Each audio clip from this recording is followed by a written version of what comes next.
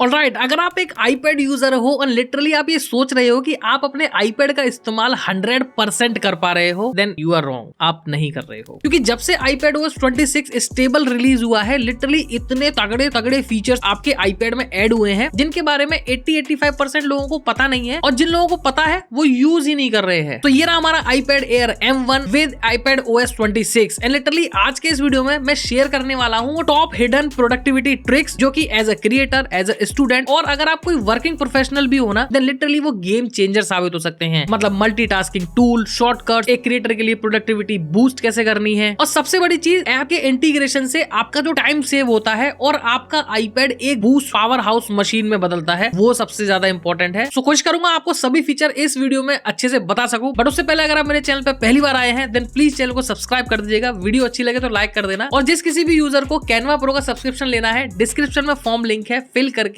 आज ही ले सकता है। फटाफट से स्टार्ट करते हैं। इस वीडियो को स्टार्ट करने से पहले एक चीज क्लियर कर दूं, अभी के टाइम पर मेरे इस आईपैड में iPadOS 26.1 है और ये रिसेंटली अपडेट हुआ है, और इस वाली अपडेट के अंदर कुछ माइनर बग्स हैं। मतलब इतने मेजर बग्स नहीं है, थोड़े से मोशंस में बग हैं या कभी कभी टच रिस्पॉन्स नहीं होता। तो कुछ भी आपको अगर ऐसा नोटिस हो रहा है अपने आईपैड में, जो कि ऑब्वियसली नेक्स्ट अपडेट में क्लियर हो जाएगा, तो परेशान मत होना। ओके, सबसे पहली जो चीज है वो है ऐप शेल्फ 2.0। अब जिन लोगों के पास मैक है या फिर विंडोज है, उन लोगों ने एक चीज नोटिस करी होगी कि जब भी आप कोई भी ऐप ओपन करते हो तो उसके टॉप राइट कॉर्नर में या फिर लेफ्ट कॉर्नर में मिनिमाइज, मैक्सिमाइज और ऐप क्लोज का ऑप्शन आता होगा, और यही वाला सेम फीचर अब iPadOS 26 की अपडेट में आ चुका है, जो कि मल्टीटास्किंग को नेक्स्ट लेवल पर ले जाता है। और ये आप कैसे कर सकते हो? नॉर्मली कोई भी आपको ऐप ओपन करनी है और आपके राइट बॉटम कॉर्नर में छोटा सा मार्क बना रहा होगा, आपको जस्ट उसको प्रेस करना है और अपनी स्क्रीन पर होल्ड करना है, एंड दैट्स इट। और इसी का यूज करके आप मल्टीपल एप्स को ओपन कर सकते हो अपनी स्क्रीन पर, और ये बिल्कुल मैकबुक जैसा एक्सपीरियंस आपको देता है। और जैसे ही मैं 3 डॉट्स पे क्लिक करूंगा तो वो तीनों ऑप्शन जो आपको मैक में देखने को मिलते हैं वो पॉपअप हो जाते हैं। अगर मैं मैक्सिमाइज कर दूंगा, देन ऑब्वियसली वो अपनी पुरानी स्टेट में वापस आ जाते हैं। अगर आपके पास कोई एक्सटर्नल डिस्प्ले है और आप उसमें डुअल मॉनिटर सेटअप यूज करते हो, तो वहां पर आपको काफी ज्यादा अच्छी हेल्प मिलेगी। अब यहाँ पर अगर दूसरे फीचर की बात करूं, वो काफी ज्यादा हेल्पफुल है आपकी टाइम सेव करने में। फोकस मोड और ऐप सेट इंटीग्रेशन। अब ये ना एक तरह से प्रोडक्टिविटी ऑटोमेशन है। मतलब अगर मैं क्रिएट करता हूं जैसे यूट्यूब वर्क मोड, और इसमें मैंने luma, fusion, Canva, note app को ऐड कर दिया, तो जैसे ही मैं इस मोड को ऑन करूंगा तो बाकी के जितने भी नोटिफिकेशंस हैं वो सारे साइलेंट हो जाएंगे, और ये सबसे ज्यादा हेल्प करता है आपको काम करने में विद जीरो इंटरप्शन। और इसका सबसे कूल पार्ट बताऊं, iPadOS 26 ना एक सेल्फ लर्नर है। मतलब ऑटोमेटिकली ये रिमेंबर कर लेता है कि कौन सा काम आप किस टाइम पीरियड पे करते हो। लेट्स सपोज अगर आप वीडियो एडिटिंग करते हो 12 से 3, तो ऑटोमेटिकली उसी टाइम पर ये मोड ऑन हो जाएगा और आपके सभी नोटिफिकेशंस को ऑफ कर देगा। और ये ना बहुत छोटी चीज है, लेकिन प्रोडक्टिविटी बूस्ट करने में, टाइम सेव करने में काफी ज्यादा हेल्पफुल है। अब जो तीसरा फीचर है ना, वो एप्पल पेंसिल वालों के लिए सबसे ज्यादा अच्छा काम करेगा, जो कि है क्विक नोट एनीवेयर। मतलब ये वाला फीचर पहले भी था कि आप अपनी आईपैड की स्क्रीन से बॉटम राइट कॉर्नर से जैसे ही स्वाइप अप करोगे, वहां पर आपको नोट पैड ऑन हो जाएगा। बट iPadOS 26 में आप लिटरली क्विक नोट्स को भी ओपन कर सकते हो एप्पल पेंसिल को डबल टैप गेस्चर के थ्रू, और at the same time notification app के अंदर एक स्पेसिफिक फोल्डर में डायरेक्टली सेव भी कर सकते हो। और ये चीज ना स्टूडेंट और क्रिएटर्स के लिए सबसे ज्यादा अच्छी है, जब वो स्क्रिप्टिंग कर रहे होते हैं या थंबनेल्स के नोट्स बना रहे होते हैं, और सबसे main important idea note down करने के लिए तो नेक्स्ट लेवल है। बट मेरे पास एप्पल पेंसिल नहीं है, तो मैं इस चीज को ज्यादा अच्छे से एलैबोरेट नहीं कर सकता। अब जो चौथा फीचर है ना, वो लिटरली किसी भी आईपैड को एक डेस्कटॉप में चेंज कर देता है। Stage manager 2.0। मतलब जो भी लोग स्टेज मैनेजर को यूज करते हैं, तो उसके जो ट्रांजिशन है वो और भी ज्यादा स्मूथ हो गए हैं। और अगर आप एक्सटर्नल डिस्प्ले भी यूज करते हो अपने आईपैड के साथ में, मतलब डुअल मॉनिटर सेटअप भी आप यूज करते हो, तो जो एप्लीकेशंस का ड्रैग एंड ड्रॉप है एक डिस्प्ले से दूसरे डिस्प्ले में, तो वो काफी ज्यादा स्मूथ हो गया है। और पहले वाले स्टेज मैनेजर में कुछ ऐप ऐसे थे कि अगर आप एक डिस्प्ले से दूसरे डिस्प्ले में स्वाइप कर रहे हो, तो वो इंस्टेंट अपने इंटरफेस को चेंज नहीं कर पाते थे। लेकिन इस वाले में आप फाइनल कट प्रो, दाविंची को अगर आप स्वाइप अप करते हो बिटवीन द डिस्प्ले, तो वो ऑन द गो अपने इंटरफेस को स्वाइप कर पाते हैं। अब जो पांचवा फीचर है वो मोस्टली लोग यूज नहीं करते विद द iPads। आईफोन के साथ में भले यूज हो जाता है, बट iPads के साथ में ज्यादा यूज नहीं करते, जो कि आपके फाइल मैनेजर में इंपोर्ट हुए हैं। मतलब जैसे कंप्रेस करना, अनजिप करना, पहले वो नेटिवली नहीं होते, वो किसी ऐप के थ्रू करने पड़ते थे, बट अपडेट होने के बाद में आप अपने फाइल्स ऐप में ही इसको नेटिवली यूज कर पाओगे। हालांकि टैग बेस वाला पहले भी था, और डायरेक्टली आप अपनी SSD और फ्लैश ड्राइव से अपने iPad में और iPad से अपने ड्राइव्स में इजीली एक्सपोर्ट इंपोर्ट कर सकते हो without lag. Okay, feature number 6, AI powered Siri shortcut और ऑटो एक्शंस। तो एप्पल ने फाइनली सीरी को स्मार्ट बना ही दिया। मतलब जैसे अगर आप कहेंगे हे सीरी स्टार्ट माय यूट्यूब वर्कफ्लो, तो ऑटोमेटिकली वो लूमा फ्यूजन को ओपन कर देगा, आपके फोकस मोड को ऑन कर देगा, और जो आपने अपनी ब्राइटनेस सेट कर रखी है फॉर द परफेक्ट व्यू, तो वो सेम लेवल पर डिस्प्ले ब्राइटनेस को भी कर देगा। और अगर आपने नोट्स ऐप भी ऐड कर रखी है तो वो भी उसे ऑन कर देगा। और ऐसे ही ना आप काफी सारे कमांड्स बना सकते हो अपने वर्क फ्लो के अकॉर्डिंग। मतलब अगर आप क्रिएटर हो तो उसके अकॉर्डिंग आप बना सकते हो, स्टूडेंट हो तो अपने लेक्चर्स क्लास के अकॉर्डिंग बना सकते हो, और अगर आप वर्किंग प्रोफेशनल हो तो उसके अकॉर्डिंग भी आप उसे कस्टमाइज कर सकते हो। मतलब नोटिस करने वाली चीज है कि iPadOS 26 के बाद में आपका iPad एक ऑटोमेट मशीन बन चुका है। मतलब इसके थ्रू आप छोटे छोटे ऑटोमेशन करके आप अपने टाइम को मैसिवली सेव कर सकते हो। और iPadOS 26 को ना एक क्रिएटर OS भी बोला जा रहा है। मतलब एप्पल ने स्पेशली क्रिएटर्स को दिमाग में रखते हुए ही इस अपडेट को डिजाइन किया है। और ये वाले फीचर बिगिनर, इंटरमीडिएट और प्रो लेवल क्रिएटर्स के लिए सबसे ज्यादा इंपॉर्टेंट है और काफी ज्यादा टाइम सेव भी करते हैं। चाहे आप वीडियो एडिटिंग करते हो, स्क्रिप्ट्स लिखते हो, या थंबनेल डिजाइन भी करते हो, ग्राफिक डिजाइनिंग करते हो, स्टडी करते हो, या कोई भी प्रोफेशनल वर्क करते हो, सभी को नोट करते हुए जितने भी फीचर्स हैं ना वो सब इंटीग्रेट करे हुए हैं। हालांकि काफी सारे फीचर्स हैं जो इस वीडियो में मैं नोट नहीं करा सकता क्योंकि वीडियो काफी ज्यादा लंबी हो जाएगी, बट जितने मोटे मोटे और इंपॉर्टेंट थे ना एज अ क्रिएटर, सिर्फ वही मैंने इस वीडियो में ऐड करे हैं। और एक चीज मैं आपको बोलना चाहूंगा कि iPadOS 26 है ना वो लिटरली एक ब्रिज है लैपटॉप पावर और iPad प्रोडक्टिविटी के बीच में। एक चीज तो श्योर है कि वो टाइम अब ज्यादा दूर नहीं है जब iPads आपके मैकबुक्स को और आपके मैक स्टूडियोज को स्वाइप कर देंगे। So alright guys, time to wrap up this video. Hope करता हूं आपको आज की वीडियो अच्छी लगी होगी। अच्छी लगी हो तो प्लीज एक लाइक कर देना और कमेंट कर देना कि कौन सा वाला फीचर आप मोस्टली यूज करते हो या कौन सा वाला फीचर इस वीडियो के बाद आप लिटरली यूज करने वाले हो जो कि आपका टाइम सेविंग और आपके iPad को एक पावर हाउस मशीन बना देगा। एंड वंस अगेन, जिस किसी को भी कैनवा प्रो का सब्सक्रिप्शन लेना है वो डिस्क्रिप्शन में फॉर्म फिल करके आज ही ले सकता है। अनलिमिटेड स्पेस अवेलेबल है। मैं मिलता हूं आपसे नेक्स्ट वाली वीडियो में, तब तक के लिए जय श्री राम।